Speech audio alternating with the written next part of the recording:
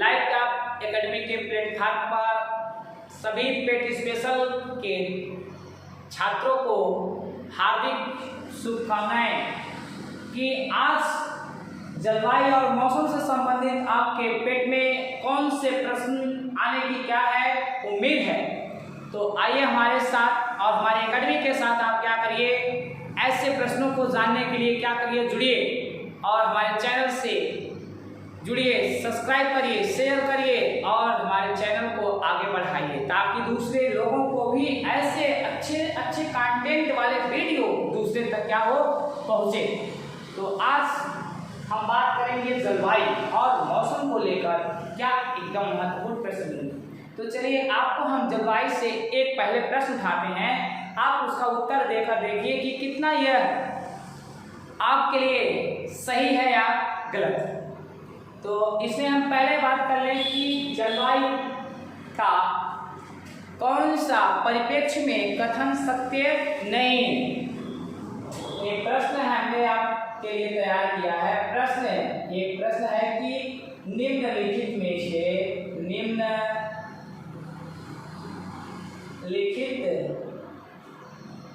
में से कौन सा कथन जलवायु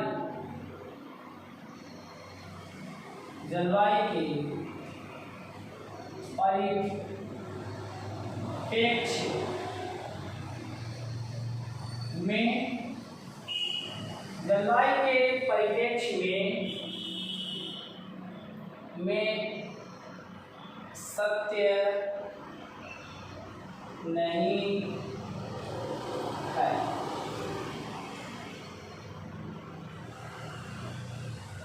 ऑप्शन पहला आ गया, जलवायु में परिवर्तन एक लंबी अवधि के अंतराल में होता है।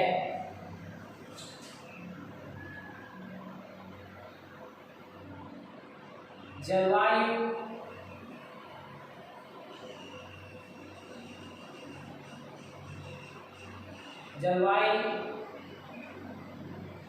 हमेशा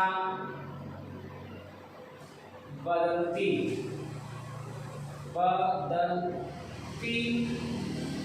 रहती है।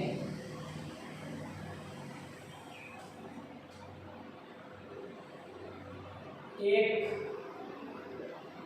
स्थान विशेष में एक ही प्रकार की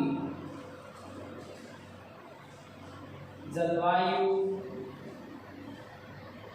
पाई जाती है।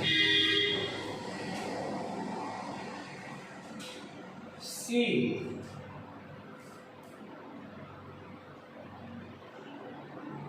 एक स्थान विशेष में कई प्रकार की जलवायु पाई जाती है। वायु मंडली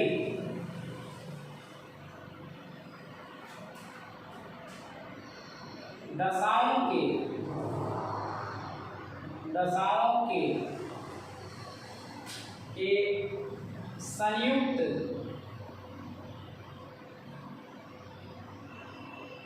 प्रभाव को या योग को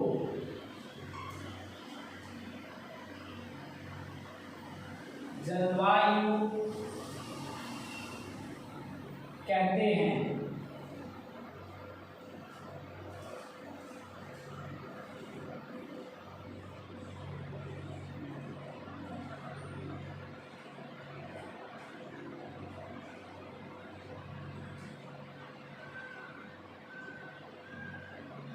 जलवायु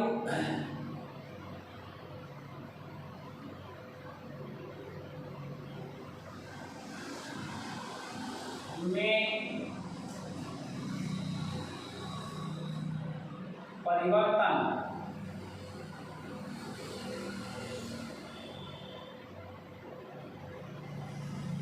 लंबी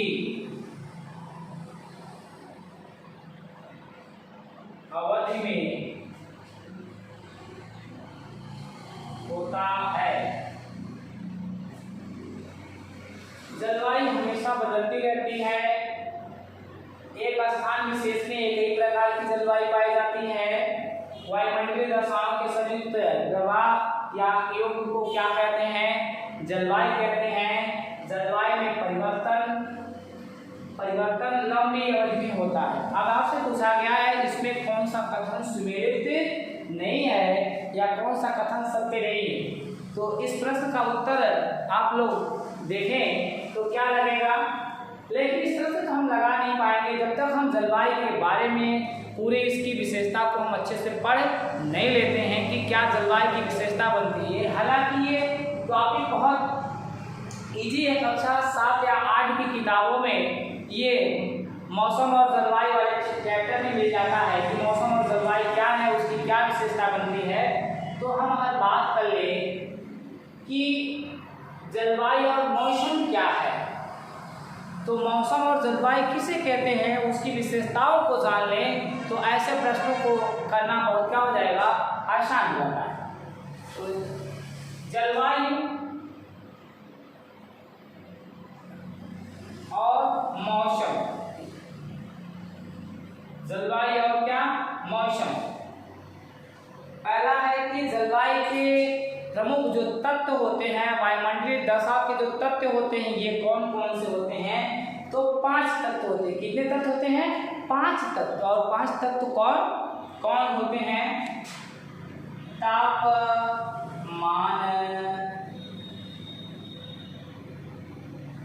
वायु दाब, तापमान, वायु दाब, वर्षा, आर्द्रता, पौने। ये 5 तथ्यों का योग मौसम के और जलवायु के प्रमुख क्या होते हैं, तत्व होते हैं। इन्हीं के आधार पर किसी भी स्थान की जलवायु का क्या किया जाता है, निर्धारण किया जाता है। अगर हमें किसी भी स्थान की जलवायु का निर्धारण करना होता है तो ये 5 तथ्यों के योग को हम क्या करते हैं, लेते हैं कि और कितने वर्षों तक के लेते हैं? जो दूसरा होता है 35 वर्षों तक, 35 वर्षों तक रिकॉर्ड किया जाता है कि अगर हमें महाराजगंज की जलवायु का निर्धारण करना है कि महाराजगंज की जलवायु किस प्रकार की जलवायु का उदाहरण है या जलवायु है, तो इसमें हम सबसे पहले आज से 35 वर्ष पीछे जाएंगे कि आज से 35 वर्ष पहले महाराजगंज क्षेत्र का तापमान कितना था, वायुदाब कितना था, वर्षा कितनी होती थी, आर्द्रता कितनी नमी थी और पौने कैसे होती थी, कौन से पौने चलती थी। इसके आधार पर ही जलवायु का क्या किया जाएगा, निर्धारण किया जाएगा कि तापमान कैसा, फिर यहाँ की जलवायु कैसी हो। तो तापमान, वायुदाब, आर्द्रता, वर्षा और पौनों के दीर्घकालिक योग। दीर्घकालिक योग का मतलब होता है एक लंबा टाइम। दीर्घकालिक, दीर्घकालिक का मतलब लंबी अवधि। ये 35 साल की जो हमने अवधि बताया ये कोई 2-4 दिन की अवधि नहीं है, ये 35 वर्षों बहुत लंबी अवधि है। ये योग को या दशाओं को क्या कहते हैं, जलवायु कहते हैं। और एक स्थान विशेष में एक ही प्रकार की जलवायु पाई जाती है। ये नहीं कि महाराजगंज में है तो महाराजगंज के कुछ हिस्से में दूसरी जलवायु है और पश्चिम में कुछ भैरव की दूसरी जलवायु नहीं। पूरे महाराजगंज एरिया में एक ही प्रकार की जलवायु पाई जाती है। एक स्थान विशेष पर 2 प्रकार की जलवायु नहीं पाई जाती कि आधे भाग में कुछ गर्मी है आधे भाग में ठंडी, ऐसा नहीं होता है। जलवायु का फीचर्स होता है उसका परिवर्तन 35 वर्षों की अवधि में होता है, तो एक ही प्रकार की जलवायु पाई जाती है। अब एक स्थान पर एक ही प्रकार की जलवायु पाई जाती है। और जो इसकी चौथी विशेषता होती है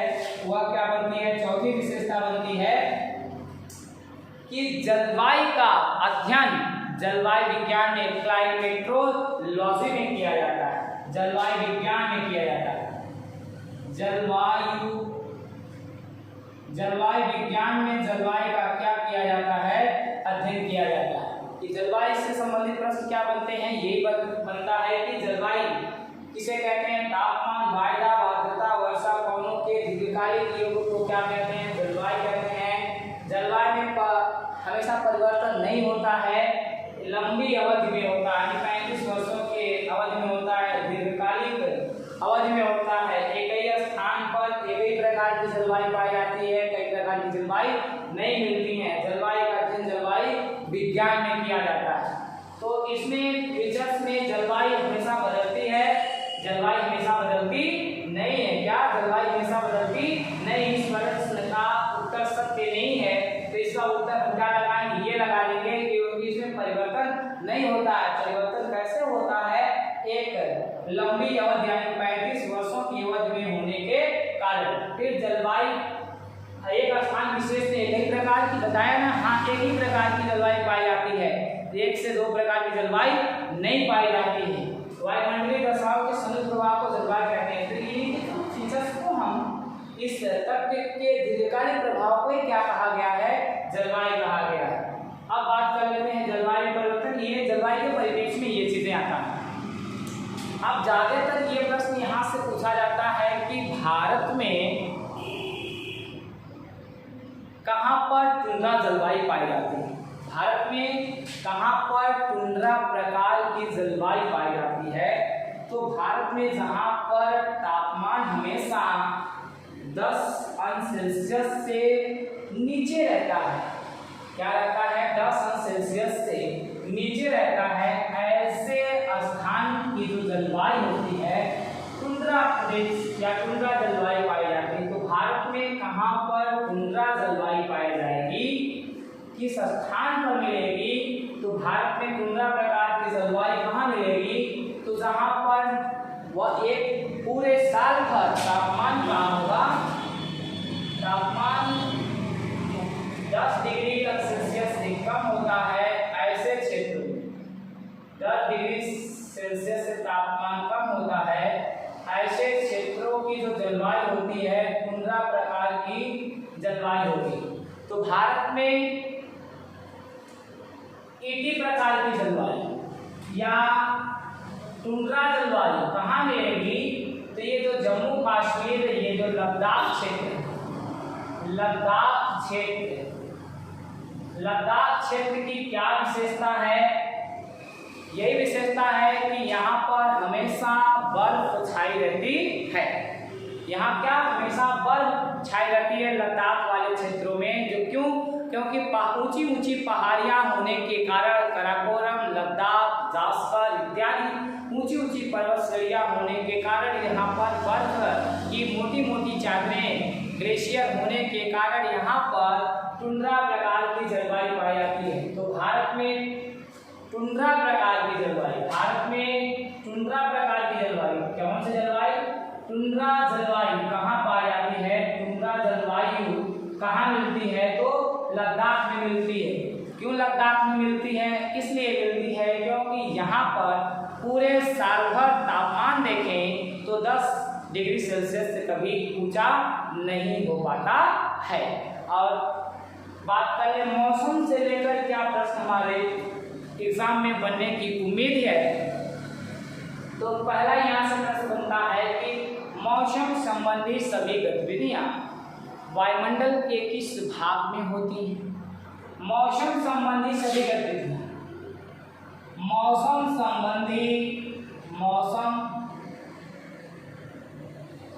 संबंधी सभी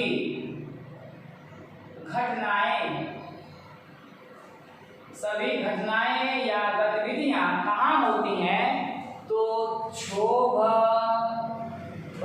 मंडल में। कहाँ होती हैं, क्षोभ मंडल में। चाहे बादलों का, अब इसमें कौन कौन सी मौसम संबंधी घटनाएं होती हैं, आंधी आना, वर्षा होना,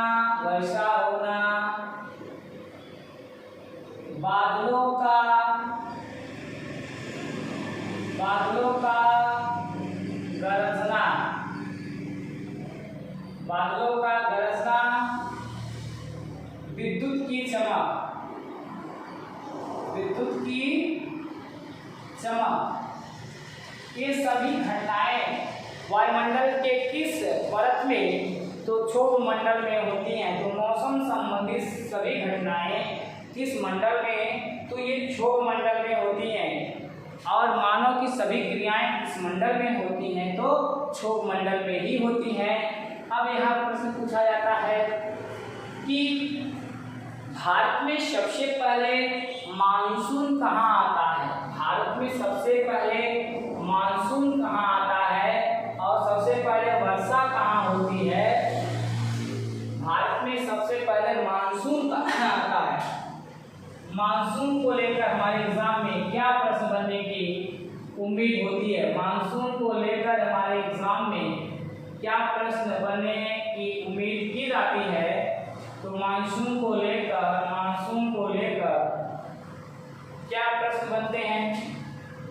भारत में सबसे पहले मानसून कहाँ आता है, तो ये अंडमान निकोबार द्वीप समूह, ये अंडमान निकोबार द्वीप समूह में बात करेंगे। तो ये जो है आपका ये रेखा है, यह कौन सी रेखा है। इस रेखा का नाम है 0 डिग्री अक्षांश, जिसको हम कहते हैं भूमध्य रेखा। भारत की स्थिति इस रेखा के ऊपर, यहाँ पर जो भारत की मुख्य भूमि का दक्षिणतम बिंदु है उसका नाम है कन्याकुमारी।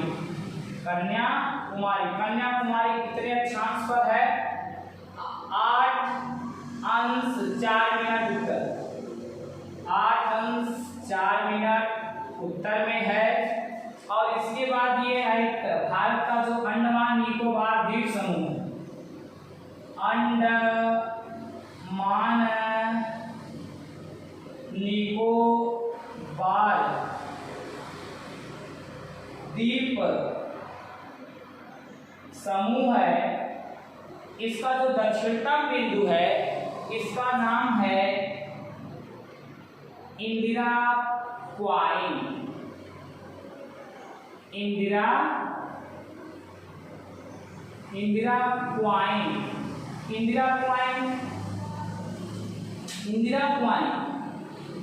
यह कितने अक्षांश पर है, तो 6°4'। अब ये देख लीजिए, ये कन्याकुमारी, यहाँ ये जो राज्य क्षेत्र है वह केरल, और इस राज्य क्षेत्र की बात करेंगे तो तमिलनाडु है। तो भारत में सबसे पहले मानसून कहाँ आता है। भारत में मानसून का आगमन सबसे पहले कहाँ आता है, तो यहाँ अंडमान निकोबार में 25 मई को मानसून सबसे पहले भारत में कहाँ आता है, अंडमान निकोबार द्वीप समूह में आता है। और 1 जून को या जून के प्रथम सप्ताह में, जून के प्रथम सप्ताह में 1 जून से 7 जून तक कहाँ वर्षा होती है, सबसे पहले केरल में होती है। अब आप देख रहे हैं 25 मई को अंडमान में आता, काहे आता है, क्यों आता है, इसलिए आता है क्योंकि यह जो है भारत के क्या है, दक्षिण में स्थित है। कर्क रेखा के मकर विषुवत रेखा के एकदम दक्षिण में पास हो जाने के कारण ये जो दक्षिणी गोलार्ध की व्यापारिक हवाएं दक्षिण पश्चिम से भारत में जब प्रवेश करती हैं, इधर से दक्षिण पश्चिम में जब भारत से प्रवेश करती हैं, तो यहाँ पहले इसलिए पड़ती हैं क्योंकि ये दक्षिण में स्थित होता है, तो यहाँ 25 मई को आता है। और ये 8 उत्तर में स्थित जो कन्याकुमारी है केरल के आगे आते हैं, तो दूरी बढ़ जाने के कारण यहाँ पर जून तक क्या करता है, प्रवेश करता है। और यहाँ से अगला प्रश्न क्या बनता है, आगमन हो गया। वर्षा को भी लेके यहाँ प्रश्न पूछा जाता है कि केरल में मानसून सबसे पहले आता है, वर्षा सबसे क्या होती है, पहले होती है। लेकिन कभी कभी ऑप्शन में दे दिया जाता है कि निम्नलिखित में से किस स्थान पर सबसे पहले वर्षा होती है। निम्न में से किस स्थान पर सबसे, जैसे दे दिया है निम्न में से सबसे पहले वर्षा कहाँ होती है। अब ऑप्शन में देखिए क्या दिया है भाई, दिया है चेन्नई, दूसरा दिया है महाराष्ट्र, तीसरा दिया है अहमदाबाद, चौथा दिया है कोलकाता। तो भारत में इसमें पूछा जा रहा है निम्न में से सबसे पहले वर्षा कहाँ होगी। आपको पता है कि चेन्नई यहाँ, कहाँ है, चेन्नई यहाँ, फिर इसके बाद महाराष्ट्र यहाँ, अहमदाबाद यहाँ और कोलकाता यहाँ है।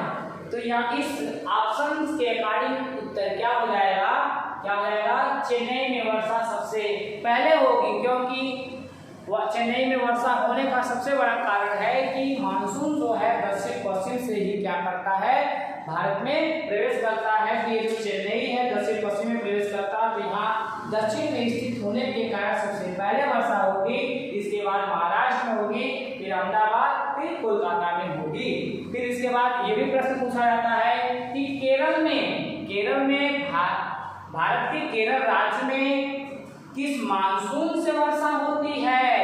तो दक्षिण पश्चिम मानसून से, केरल राज्य में वर्षा किस मानसून से, तो दक्षिण पश्चिम मानसून से होती है। और पूछा जाए कि तमिलनाडु में वर्षा किस मानसून से होती है और किस महीने में होती है। तो तमिलनाडु में वर्षा उत्तर पूरब या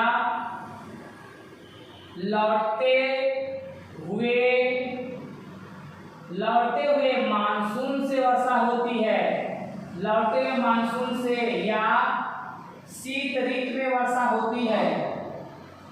तो लौटते हुए मानसून से वर्षा कहाँ होती है, तमिलनाडु में होती है। या उत्तर पूर्व मानसून से वर्षा कहाँ होती है, तमिलनाडु में होती है।